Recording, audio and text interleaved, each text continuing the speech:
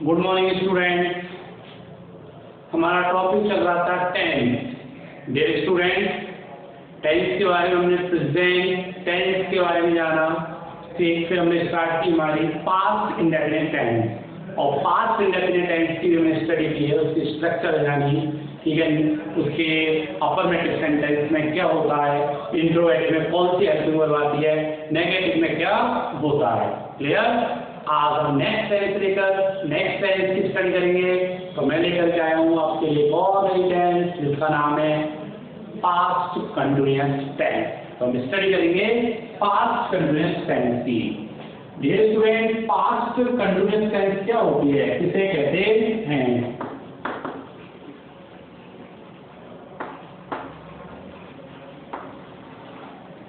Past continuous tense, past continuous या जो हमने पढ़ी थी प्रेजेंट कंटिन्यूअस, ठीक, कुछ वैसी ही मिलती जुलती है, हेल्पिंग वर्ब और एक्शन का अंतर है, डिफरेंट है। तो देखो क्या होता है। सबसे पहले हम बात कर रहे हैं कि इसकी डेफिनेशन क्या है। इसे कहते हैं पास्ट कंटिन्यूअस।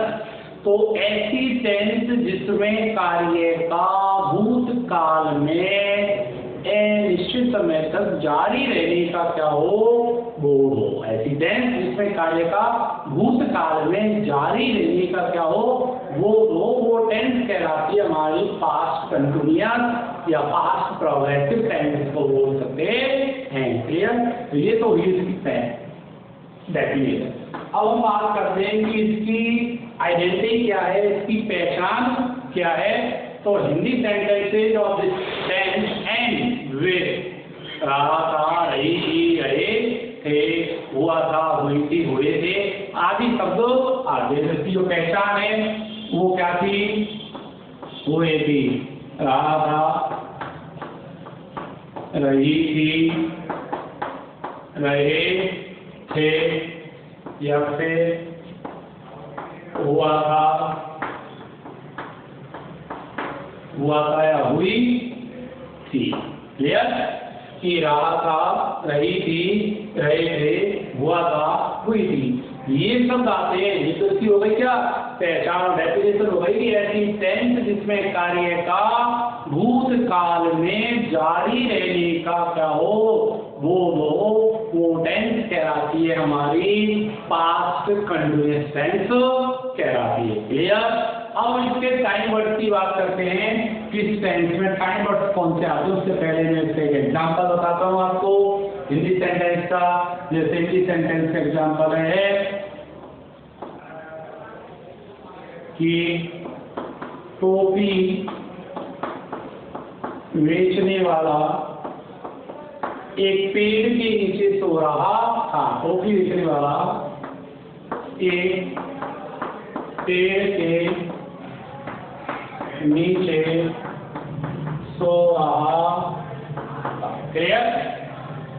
तो ये बात सेंटेंस है कि टोपी बेचने वाला पेड़ के नीचे सो रहा था। तो लास्ट में क्या है? हिंदी वाक्यों के अंत में रहा था, रही थी, रहे थे, हुआ था, हुई थी, हुए थे आदि शब्द आए, वो इंडिकेट करेंगे, वो बताएंगे, किसको बताएंगे? पास्ट कंटिन्यूअस टेंस को बताएंगे। Clear?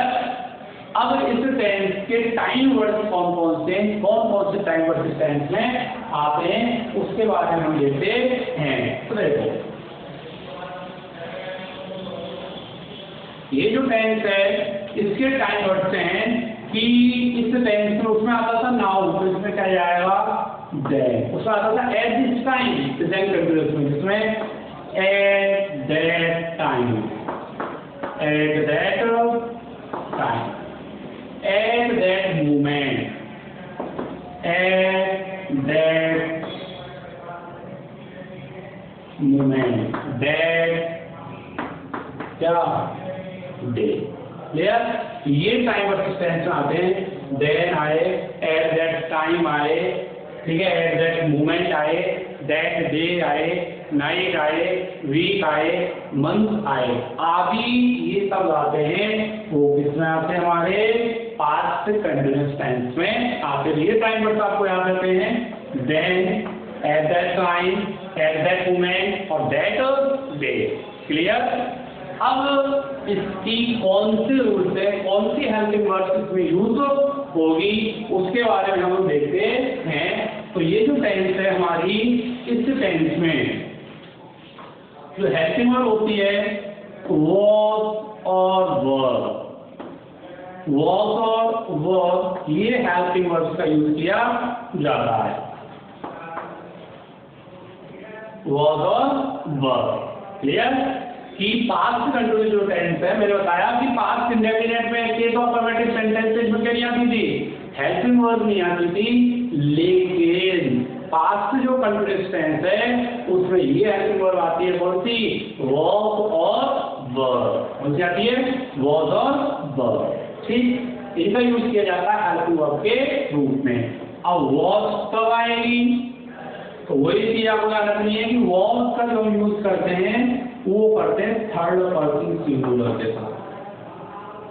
Third person singular plus ध्यान रखना फर्स्ट पर्सन सिंगुलर। ये एक्स्ट्रा चीज है इसमें कि जो was है वो थर्ड पर्सन सिंगुलर और फर्स्ट पर्सन सिंगुलर के साथ में आएगी।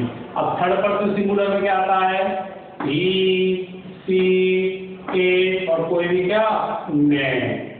क्लियर। और फर्स्ट पर्सन सिंगुलर में एक ही सब्जेक्ट आता है, वो कौन है हमारा, आई।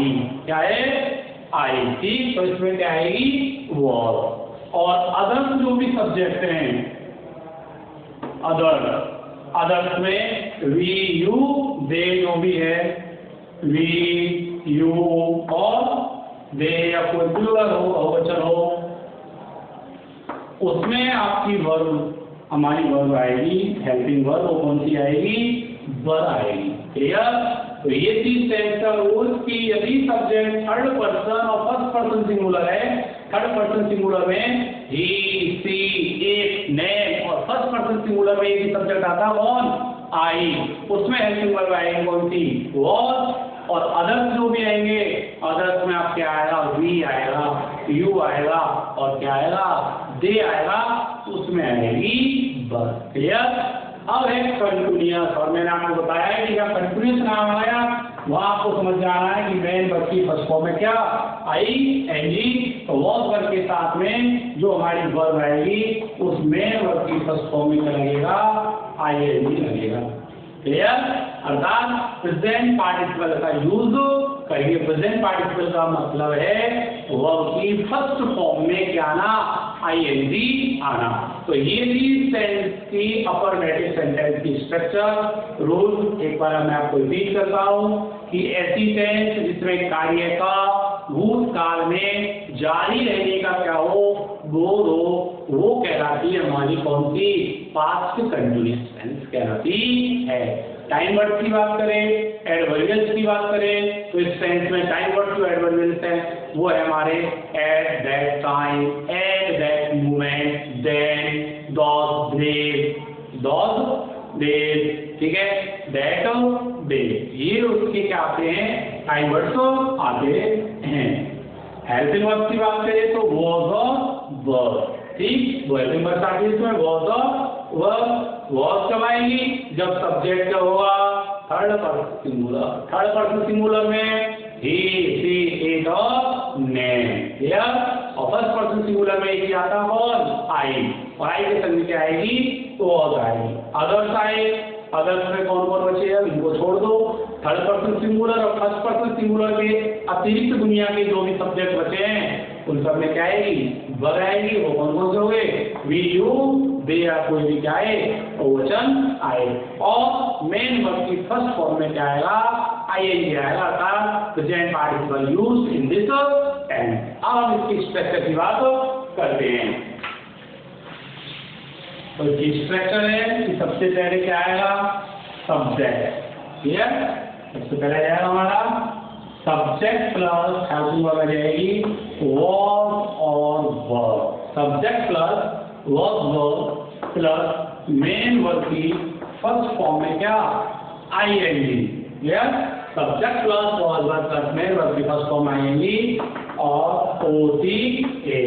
ओसीए का मतलब ऑब्जेक्ट, कॉम्प्लीमेंट और एडवर्ब। ये था हमारा क्या, प्रेजेंट पास्ट कंटिन्यूअस टेंस की subject plus was verb plus MD first plus ING OCA. ठीक, was का जब सब्जेक्ट थर्ड पर्सन सिंगुलर या फर्स्ट पर्सन क्या हो सिंगुलर, अर्थात ही सी ए और ने, क्लियर। और आई के साथ was, अदर्स के साथ में क्या was। अब एग्जाम में कैसे क्वेश्चन आता है वो क्वेश्चन देखो। जैसे क्वेश्चन आएगा कि मोर है,